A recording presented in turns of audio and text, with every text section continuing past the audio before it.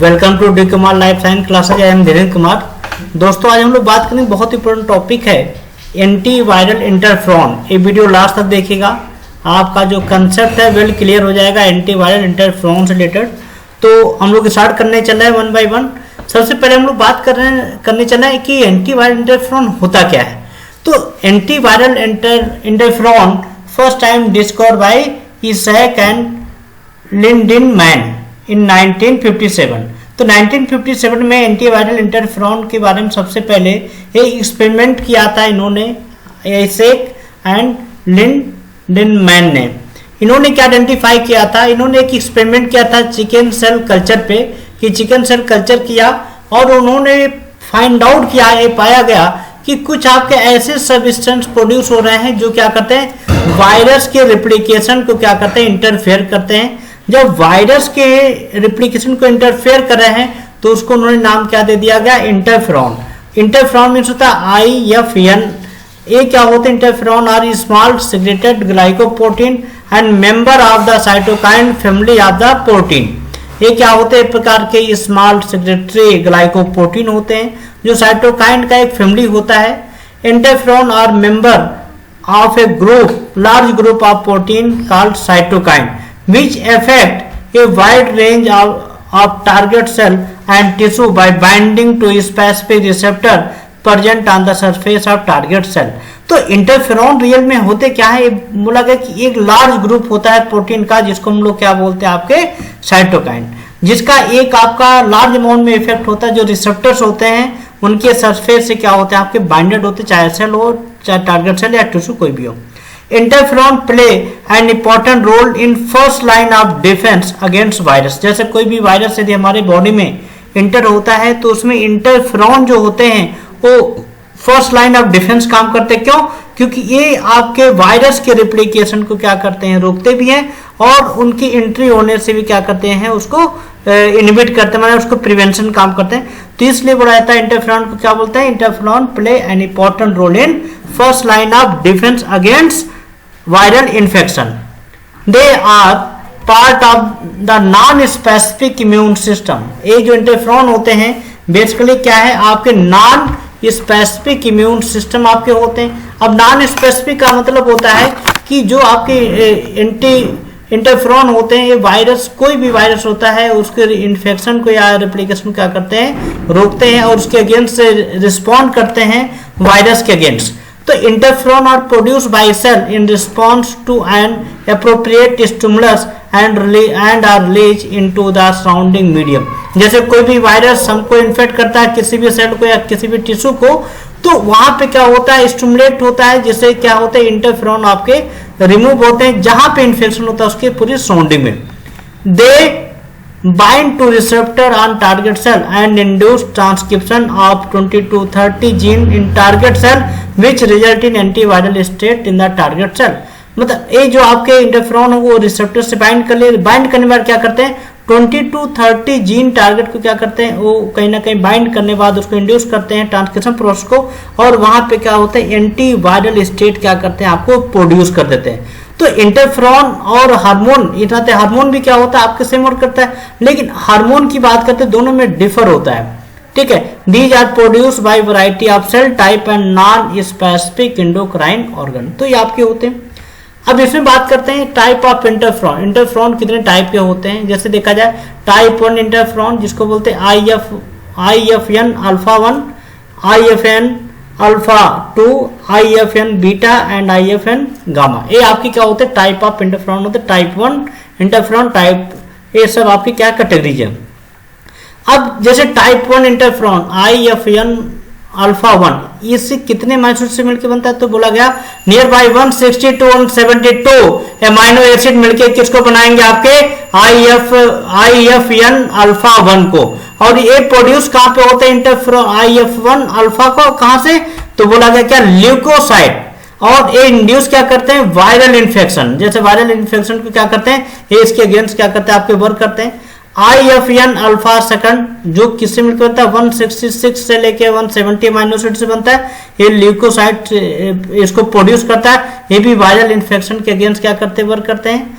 IFN beta 166 amino acid होता है और ये प्रोड्यूस कहाँ पे होता है, फाइब्रोब्लास्ट एंड ल्यूकोसाइट यहाँ पे प्रोड्यूस होता है, लेकिन ये भी वायरल इन्फेक्शन के अगेंस्ट काम करते हैं।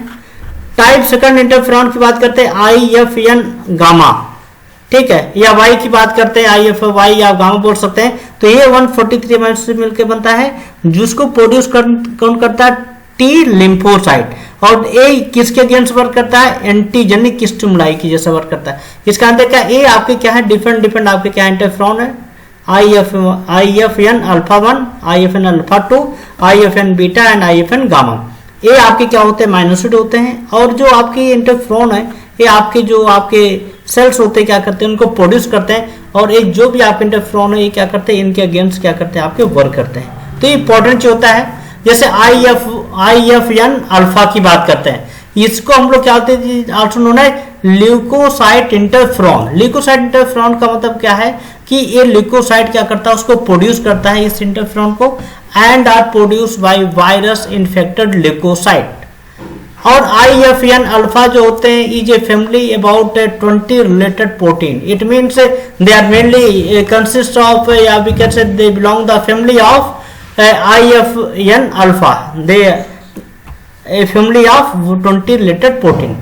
INF बीटा, INF बीटा को क्या बोलते हैं, फाइब्रोब्लास्ट इंटरफेरॉन। फाइब्रोब्लास्ट क्यों बोलते हैं, क्योंकि ये are produce by the virus infected fibroblast या एपिथेलियल सेल एंड ल्यूकोसाइट। ये क्या करते हैं, यहाँ से आपका क्या होता है, ये आपका फाइब्रोब्लास्ट इंटरफेरॉन क्या होते हैं, आपके प्रोड्यूस होते हैं।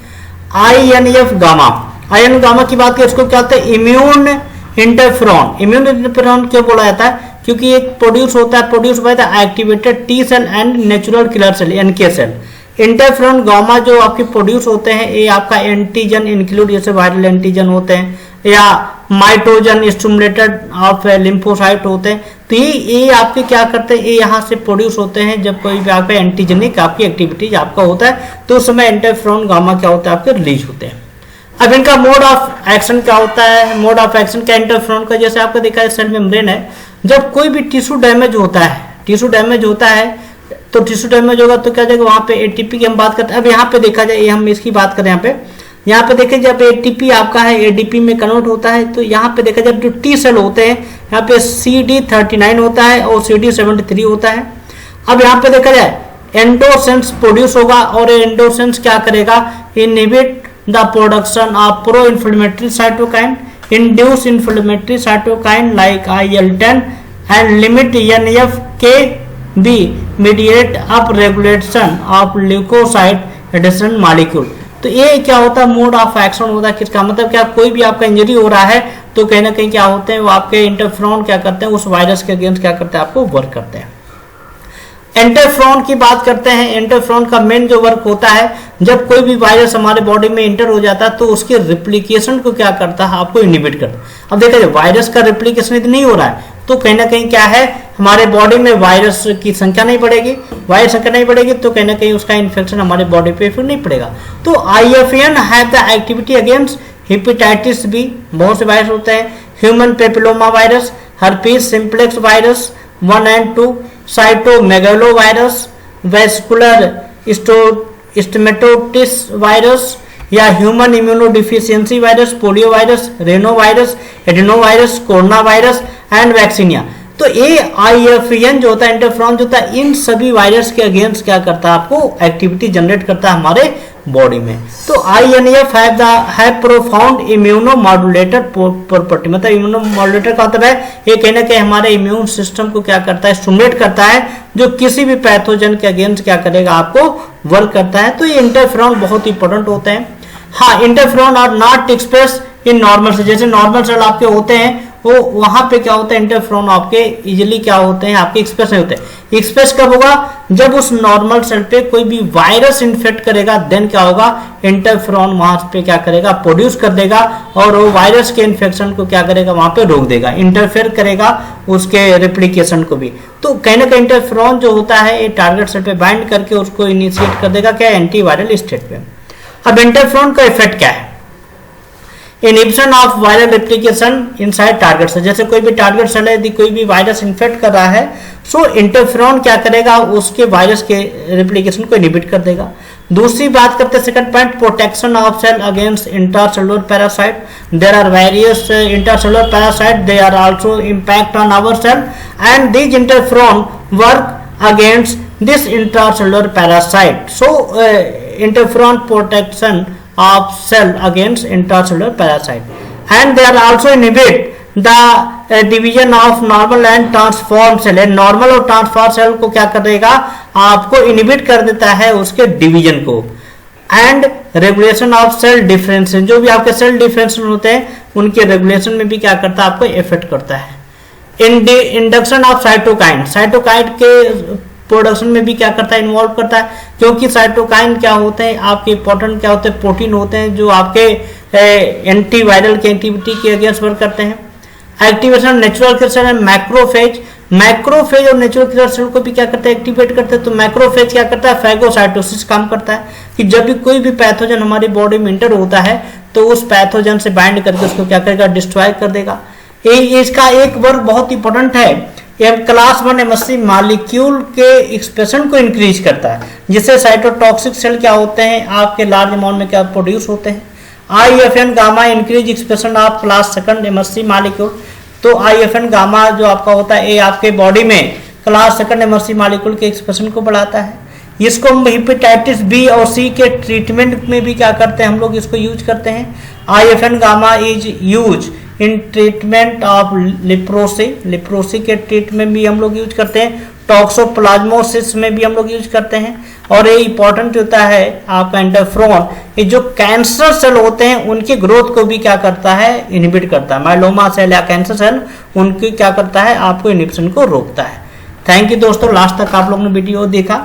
नेक्स्ट वीडियो में हम लोग डिस्कस करेंगे siRNA के बारे में, स्मॉल इंटरफेरेंस RNA के बारे में। तो आप ये वीडियो से और लाइक करें, शेयर करें। शेयर आप इसलिए करें क्योंकि आपका एक शेयर किसी एक बच्चे के करियर के लिए अच्छा हो सकता है। Thank you, all the best.